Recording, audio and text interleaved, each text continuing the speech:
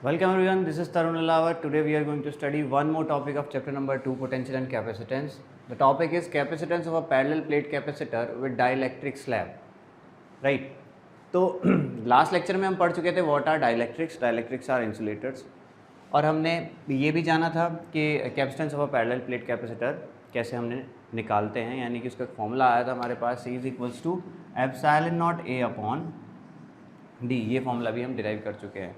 लेकिन अभी क्या हुआ है, वही पैरेलल प्लेट कैपेसिटर जिसका हमने ये फॉर्मूला डिराइव किया था उसमें हमने एक चेंज किया है। क्या चेंज किया है? इसके अंदर हमने एक इंसुलेटर भर दिया है जिसको हम बोलते हैं डाइलेक्ट्रिक स्लैब। राइट, इसके अंदर एक इंसुलेटर हमने डाल दिया है जिसको बोलते हैं डाइलेक्ट्रिक स्लैब। अब क्या होता है, लास्ट लेक्चर में हमने जाना था कि जब हम इलेक्ट्रिक फील्ड के अंदर एक डाइलेक्ट्रिक स्लैब को रखते हैं तो उसके अंदर जो इलेक्ट्रिक फील्ड होता है उसकी वैल्यू क्या हो जाती है, कम हो जाती है ना। यानी कि अगर ये हमारा डाइलेक्ट्रिक था और ये हमने ओरिजिनल इलेक्ट्रिक फील्ड लगाया बाहर, मतलब जो भी हमारा इलेक्ट्रिक फील्ड था, एक्सटर्नल इलेक्ट्रिक फील्ड, उसकी वजह से अंदर एक उल्टा इलेक्ट्रिक फील्ड डेवलप हो जाता है, एक अपोजिट इलेक्ट्रिक फील्ड डेवलप हो जाता है। तो फाइनली अंदर जो हमको एक नेट इलेक्ट्रिक फील्ड मिलता है उसकी वैल्यू क्या होती है, ई नॉट माइनस ई आई। ठीक है, अब ratio of original electric field to the developed electric field in dielectric is called dielectric constant which is denoted by K. एक चीज़, एक टर्म होती है जिसको बोलते हैं डाइलेक्ट्रिक कांस्टेंट, और ये डाइलेक्ट्रिक कांस्टेंट के किसकी वैल्यू होती है, जो अप्लाइड इलेक्ट्रिक फील्ड, जो ओरिजिनल इलेक्ट्रिक फील्ड वहाँ पर था, और फाइनली इलेक्ट्रिक जो ई कौन सी वैल्यू है, जो इलेक्ट्रिक फील्ड डाइलेक्ट्रिक के अंदर फाइनली डेवलप हुआ कम होने के बाद। ठीक है, यानी ई नेट, इसको ई नेट लिख देंगे, कोई दिक्कत नहीं है। तो यानी डाइलेक्ट्रिक कांस्टेंट का एक फॉर्मूला होता है K is equals to E naught over E net. Right, इस फॉर्मूले का आज हम इस्तेमाल करने वाले हैं। तो लेट्स सपोज ये एक डाइलेक्ट्रिक है और इसका डाइलेक्ट्रिक कांस्टेंट है के। राइट, अभी क्या होगा, यहाँ पे पहले जो इलेक्ट्रिक फील्ड था, डाइलेक्ट्रिक से पहले जो इलेक्ट्रिक फील्ड था उसको हम मान रहे हैं वो ई नॉट था, और बाद में जो इलेक्ट्रिक फील्ड हो गया है वो ई नेट हो गया है। राइट, बाद में इलेक्ट्रिक फील्ड चेंज होकर नेट हो गया। तो हमको पता है कि भाई के की वैल्यू क्या होती है, के की वैल्यू होती है ई नॉट ओवर ई नेट। यानी फाइनली जो ई नेट इसके अंदर इलेक्ट्रिक फील्ड फिलहाल अभी डेवलप हुआ है उसकी वैल्यू कितनी हो जाएगी, E net is equals to E naught upon K. और ई नॉट की वैल्यू कितनी होती थी, ई नॉट की वैल्यू जो पहले ओरिजिनल इलेक्ट्रिक फील्ड था इसके अंदर उसकी वैल्यू कितनी होती थी, सिग्मा ओवर एप्सिलॉन नॉट। तो ई नॉट की वैल्यू कितनी होती थी, सिग्मा ओवर, हम लिख देते हैं इसको sigma over epsilon naught into के। यानी फिलहाल अब जो इलेक्ट्रिक फील्ड इसके अंदर डेवलप हुआ है उसकी वैल्यू कितनी है, E net is equals to sigma over epsilon naught into K, denominator में के भी है। अब जैसे कि हमने लास्ट डेरिवेशन किया था कैपेसिटेंस का, उसी तरीके से हम प्रोसीड करेंगे। ठीक है, हमको पता है सिग्मा की वैल्यू कितनी हो जाएगी, सिग्मा की वैल्यू हो जाएगी क्यू अपॉन ए। तो क्यू अपॉन ए को मैं इक्वेशन नंबर 1 में पुट कर दूंगा, पुटिंग इन 1, यानी कि ई नेट की वैल्यू कितनी हो गई, ई नेट की वैल्यू हो गई क्यू अपॉन ए इंटू एप्सिलॉन नॉट इंटू के। राइट, अच्छा अब हमको पता है पोटेंशियल डिफरेंस का फॉर्मूला क्या होता था, ई इंटू डी। अगर ये वैल्यू डी है, इन दोनों प्लेट्स के बीच पोटेंशियल डिफरेंस वी है, और यहाँ पे इलेक्ट्रिक फील्ड कितना है, ई नेट। फिलहाल तो यहाँ पे इलेक्ट्रिक फील्ड ई नेट ही है, तो पोटेंशियल डिफरेंस का फॉर्मूला क्या हो जाएगा, ई नेट इंटू डी, जहाँ पे डी क्या है, distance between the two plates, V क्या है, potential between the two plates, E क्या, ई नेट क्या है, electric field between the two plates. Right, तो अभी यहाँ पे हम ई नेट की वैल्यू पुट कर देते हैं, तो वी की वैल्यू कितनी हो जाएगी, क्यू ओवर ए epsilon naught K into D. Right, ये वैल्यू हमको पोटेंशियल की मिल जाएगी, इसको हम बोल देते हैं इक्वेशन नंबर 2। हमको पता है, वी नो दैट, कि पोटेंशियल का एक और फॉर्मूला है। देखो सी का एक फॉर्मूला है क्यू अपॉन वी, है ना, सी का फॉर्मूला है क्यू अपॉन वी। तो यहाँ से वी का फॉर्मूला कितना हो गया, क्यू अपॉन सी। वी का कितना हो गया formula, Q upon C. This is our equation number 3। Comparing 2 and 3, जैसे पहले हमने डेरिवेशन में किया था, कंपेयरिंग 2 and 3, कंपेयरिंग 2 and 3। अभी क्या होने वाला है, जब हम 2 और 3 को कंपेयर करेंगे तो ये हो जाएगा Q over A epsilon naught K into D is equals to Q upon C. Q से क्यू कैंसिल आउट हुआ तो हमारे पास सी की वैल्यू आई epsilon naught A into K over D. तो this is the capacitance for a parallel plate capacitor where there is a dielectric slab inserted in it, right. तो ये एक छोटा सा डेरिवेशन है, ठीक। होप कि आपको ये समझ में आया होगा। इसी तरीके से एक और डेरिवेशन है, capacitance of a parallel plate capacitor with dielectric slab inserted in it, है ना, and it is half filled with the dielectric slab, ठीक। यानी कि अभी तो डाइलेक्ट्रिक स्लैब पूरे में भरी हुई है, अगर डाइलेक्ट्रिक स्लैब आधे में भरी हुई होती तो क्या होता, उसका डेरिवेशन हम करेंगे।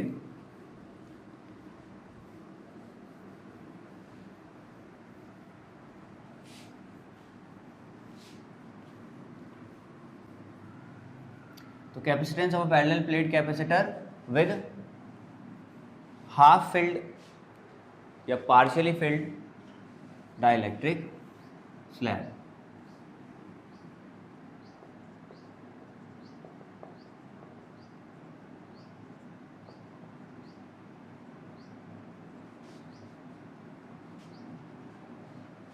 पार्शियली फिल्ड विद डाइलेक्ट्रिक, ठीक है। तो पूरा भरा हुआ नहीं है, पार्शियली भरा हुआ है डाइलेक्ट्रिक से हमारा कैपेसिटर, पैरेलल प्लेट कैपेसिटर, और उसके लिए हमको एक छोटा सा डेरिवेशन इसके लिए करना है। तो लेट्स सपोज हमारा ये पैरेलल प्लेट कैपेसिटर है और इतने हिस्से में क्या हुआ है, डाइलेक्ट्रिक स्लैब भरी हुई है, यानी कि ये इतना एरिया डाइलेक्ट्रिक से भरा हुआ है और इतना एरिया हमारा डाइलेक्ट्रिक नहीं है, यहाँ पे एयर है लेट्स सपोज, या कोई वैक्यूम है, राइट। अब ये डिस्टेंस हमने मान लिया t डिस्टेंस है, ये पूरा डिस्टेंस कितना होता है d, तो इतना बचा हुआ डिस्टेंस कितना हुआ, ये हो गया d minus T, right, okay. अब इसको हम कैसे सॉल्व करेंगे, अगर यहाँ से यहाँ तक का पोटेंशियल डिफरेंस v है तो यहाँ से यहाँ तक का हमने मान लिया v1 और यहाँ से यहाँ तक का मान लिया v2, और हमको पता है v की वैल्यू होगी, हमको पता है कि v की वैल्यू होगी v1 प्लस v2। तो पहले हम v1 कैलकुलेट कर लेते हैं और उसके बाद v2 कैलकुलेट कर लेते हैं, राइट। तो v1 की वैल्यू हम कैसे निकालेंगे, बहुत ईजी है। v1 की वैल्यू क्या हो जाएगी, v1 की वैल्यू हो जाएगी यहाँ पे जो इलेक्ट्रिक फील्ड है, यहाँ पे जो इलेक्ट्रिक फील्ड है उसको मान लिया हमने ई नेट, और यहाँ पे जो इलेक्ट्रिक फील्ड है उसको माना हमने ई नॉट, यानी ओरिजिनल इलेक्ट्रिक फील्ड। यहाँ पे ओरिजिनल है और यहाँ पे डाइलेक्ट्रिक की वजह से कम होकर ई नेट हो गया है। तो यहाँ पे v1 की वैल्यू क्या हो जाएगी, E net into T, plus v2 की वैल्यू कितनी हो जाएगी, E naught into D minus T, क्योंकि पोटेंशियल का फॉर्मूला हमने कई बार देख लिया है, ई इंटू लेंथ होता है, राइट। पोटेंशियल डिफरेंस का फॉर्मूला क्या होता है, ई इंटू लेंथ। ये हम कई बार अभी पढ़ चुके हैं लास्ट लेक्चर में भी, और अभी जो थोड़ी देर पहले हमने डेरिवेशन देखा। अब ई नेट की वैल्यू कितनी होगी, ई नेट की वैल्यू कितनी होगी, देखो तो ई नेट की वैल्यू कितनी होती है, के की वैल्यू कितनी होती है, ई नॉट ओवर ई नेट। तो ई नेट की वैल्यू कितनी हो जाएगी, ई नॉट ओवर के, यानी तो ई नेट की जगह हम क्या रख देंगे, E naught over K into T, और यहाँ पे ये सब है as it is, E naught D minus T, right. अब यहाँ पे देखो क्या कॉमन आ सकता है, ई नॉट कॉमन आ सकता है, तो हम ई नॉट कॉमन ले लेते हैं, ई नॉट कॉमन ले लिया हमने, ठीक है। और अंदर क्या बचा, अंदर बचा टी अपॉन के plus D minus T, right. ये चीज़ हमारी अंदर बची, राइट। अच्छा, अब हम ई नॉट को क्या लिख सकते हैं, एक ई नॉट को लिख सकते हैं सिग्मा ओवर एप्सिलॉन नॉट। भाई ई नॉट की वैल्यू क्या होगी, सिग्मा ओवर एप्सिलॉन नॉट, तो ये हो जाएगा टी अपॉन के plus D minus T, right. Sigma को क्या लिख सकते हैं, सिग्मा का फॉर्मूला क्या होता है, सिग्मा का फॉर्मूला होता है क्यू अपॉन ए, है ना। सिग्मा का फॉर्मूला क्या होता है, क्यू अपॉन ए, सिग्मा की जगह क्यू अपॉन ए पुट कर देते हैं, Q upon A epsilon naught T upon K minus D minus sorry plus D minus T, right. तो हमारे पास ये एक इक्वेशन आ गई, इसको हमने माना इक्वेशन नंबर 1। सिमिलरली हमको पता ही है कि भाई कैपेसिटेंस का फॉर्मूला होता है क्यू अपॉन वी, तो वी का फॉर्मूला कितना आ जाएगा, Q upon C. This is our equation number 2। 1 और 2 को हम फिर से कंपेयर कर लेते हैं, comparing 1 and 2, comparing 1 and 2, 1 and 2 को हम कंपेयर करते हैं तो क्या हो जाएगा, Q upon C will be equals to Q upon A epsilon naught जाएगा T upon K plus D minus T, right. तो यहाँ से Q कैंसिल आउट हुआ, तो यहाँ से C की वैल्यू क्या आ जाएगी, C की वैल्यू आएगी एप्सिलॉन नॉट A, ठीक है। अब देखो C इधर चला जाएगा, अब ये एप्सिलॉन नॉट इधर और A भी इधर, ठीक है, और ये आ जाएगा इसके नीचे, यानी कि T upon K plus D minus T,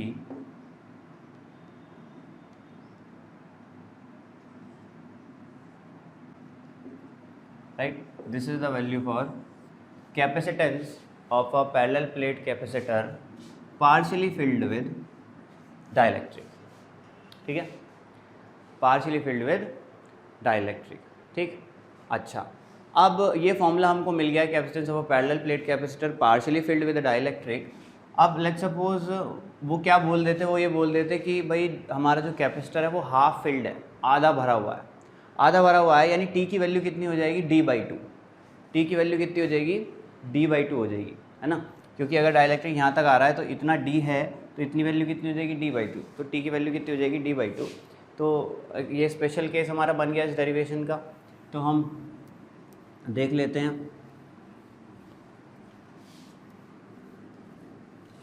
कि भाई इफ़ स्पेशल केस देख लेते हैं कि इफ़ टी की वैल्यू कितनी है, D/2, तो कैपेसिटेंस की वैल्यू कितनी आ जाएगी, C is equals to epsilon naught A upon, भाई यहाँ पे टी की जगह हम क्या रख देंगे, D/2 के, और प्लस D माइनस D/2।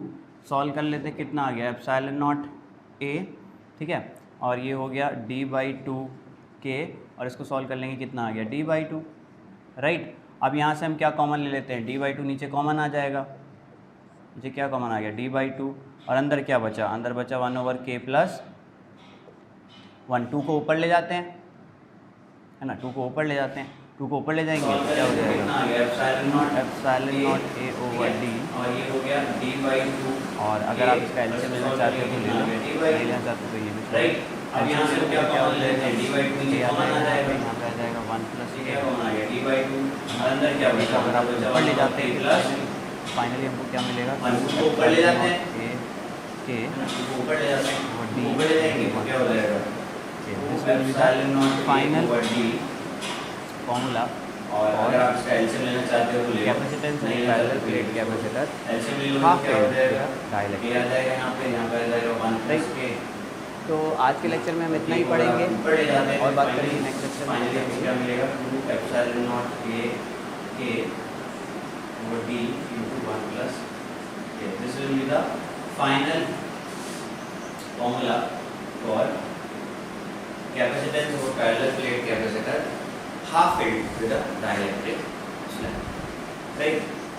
तो आज के लेक्चर में हम इतना ही पढ़ेंगे, और बात करेंगे नेक्स्ट लेक्चर में, तब तक के लिए देखते हैं।